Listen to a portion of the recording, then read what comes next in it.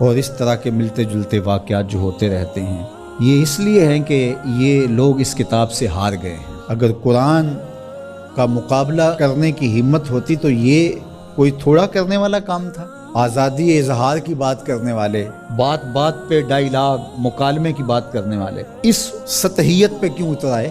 اس لیے کہ قرآن کا مقابلہ ان سے ممکن ہی نہیں ہے، اور قرآن نے چیلنج کر رکھا ہے، اور یہ چیلنج آج کا نہیں ہے، یہ صدیوں سے چیلنج ہے۔ چیلنج یہ نہیں کیا گیا کہ بڑی صورت لے کر آؤ، 3 آیات پر مشتمل ایک صورت ہی لے آؤ، نہیں لا سکے۔ جب قرآن کا چیلنج قرآن میں موجود ہے اور وہ اس محدود زمانے کے لیے نہیں تھا، قیامت تک ہے کہ صرف 3 آیتیں لے آؤ اس قرآن کے مقابلے میں اور سب جمع ہو جاؤ، وقت بھی جتنا مانگتے ہو، قیامت تک تمہارے پاس وقت ہے۔ تو اگر یہ کام نہیں کر پا رہے اور کتاب رحمت قرآن مجید کے نسخے کو توہین کا نشانہ بناتے ہیں تو اس کا مطلب سیدھا سیدھا یہ ہے کہ یہ شکست خوردہ لوگ ہیں۔ یہ جو مکالمے کی اور ڈائیلاگ کی بات کرتے ہیں یہ صرف زبان سے اور منہ سے کرتے ہیں۔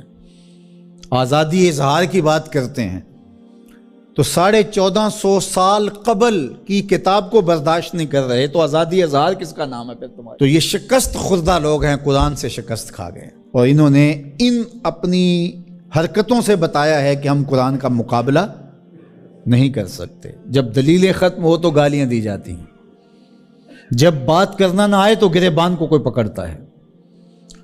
تو قرآن مجید کے ساتھ اہانت امیز سلوک اس بات کی دلیل ہے کہ آج دنیا قرآن کا مقابلہ کرنے سے قاصر ہے، جس طرح ماضی میں قاصر تھی، اور قیامت تک اس کا معاوضہ ممکن نہیں ہے، اور جب معاوضہ ممکن نہیں ہوگا تو اوچی ہتھ کنڈے ہوں گے اور اس طرح کی نیچ حرکتیں ہوں گی۔ لوگوں نے لوگوں کے ساتھ لڑائیاں کیا، بھلا کسی نے کتابوں کو بھی جلایا ہے، کسی نے کتابوں کی بھی بے حرمتی کی ہے، کبھی ایسا بھی ہوا ہے؟ اور آج جو مغرب کے قصیدے پڑھتے پھرتے ہیں یہ ان مکروہ چہروں کو دیکھیں۔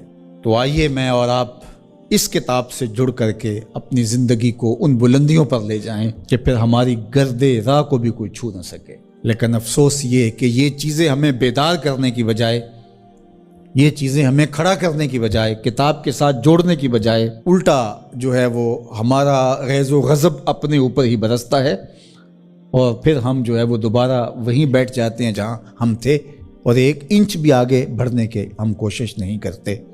یہ واقعات امتوں کو کھڑا کر دیتے ہیں۔ آپ تاریخ پڑھیں، چھوٹے چھوٹے واقعات سے قومیں کھڑی ہو جاتی ہیں، لیکن قوم ہو تو کھڑی ہوگی نا، اور جب قوم ہی نہیں ہوگی تو قیامت بھی ٹوٹ جائے تو کوئی فرق نہیں پڑتا۔ اقبال نے کہا تھا جس سے تعمیر ہو آدم کی یہ وہ گل ہی نہیں، اس مٹی سے پھر کچھ بھی نہیں بنے گا، یہ مٹی کی مٹی رہے گی، تودا رہے گا ریت کا، کچھ بھی نہیں بنے گا، قیامتیں گزر جائیں تو کچھ نہیں ہوتا۔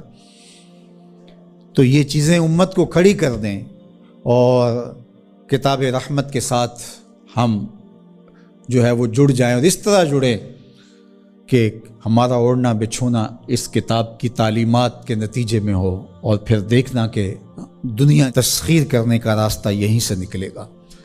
اللہ جل شانہ ہمیں ہمت عطا فرمائے۔ اگرچہ ہمارا دل بہت دکھا ہے اس معاملے کے اندر، اور اس وقت پیدر پہ ایسے واقعات ہوتے ہیں کہ ہمارا دل زخمی ہوتا ہے، لیکن ہم اس کا کیا کر سکتے ہیں جب تک ہمارے پاس قوت نہیں ہوگی، شوکت اور حشمت نہیں ہوگی۔ مغلوب قومیں سوائے پیچ و تاب کے اور کیا کر سکتی ہیں؟ غالب قومیں جو ہیں وہ فیصلے کرتی ہیں، اور فیصلے ہی نتیجہ خیز ہوتے ہیں۔ تو جب تک ہم قوم نہیں بنیں گے، امت نہیں بنیں گے، اس وقت جو ہے وہ ہم اسی صورتحال میں رہیں گے، اور ہمارا وجود جس طرح زخمی ہے، تشتت کی وجہ سے جسم زخمی ہے امت کا کہ ہم 72-73 گروہوں میں بٹے ہوئے ہیں، اور دشمن اس پہ بہت خوش ہے، اس لیے کہ اس سے اس کو فائدہ پہنچ رہا ہے، اور ہم آپس میں الجھ کر کے اپنی طاقت کو ایک دوسرے کے اوپر ضائع کر رہے ہیں۔ دوسری جانب ہم جغرافیائی تقسیمات پر یقین اس قدر پختہ رکھ لیا ہے، جو ایک مغرب کی سازش تھی۔ جب سلطنت عثمانیہ ٹوٹی تھی، عرب ممالک کو ٹکڑیوں میں بانٹ دیا گیا، اور باقی ممالک کو جو ایک وحدت تھی امت کی اس کو تقسیم کر دیا گیا، اور یورپ یونین 27 ممالک کے اوپر خلافت سے تصور دے کے دوبارہ جڑ جاتے ہیں۔ وہ بکھرے ہوئے جڑ کر کے اپنا مشترکہ دفاع، مشترکہ کرنسی اور یہ ساری چیزیں بنا کے تو وہ باقاعدہ 27 ملک جڑ جاتے ہیں۔ 50 ریاستیں امریکہ کی ہیں جو جڑی ہوئی ہے، اور ایک وحدت ہے۔ تو امت مسلمہ کو ٹکڑے ٹکڑے کر دیا۔ اور آج دیکھیے کہ ان ملکوں کی باہم لڑائی سے شام کا کیا حال ہو رہا ہے اور یمن کا کیا حال ہو رہا ہے۔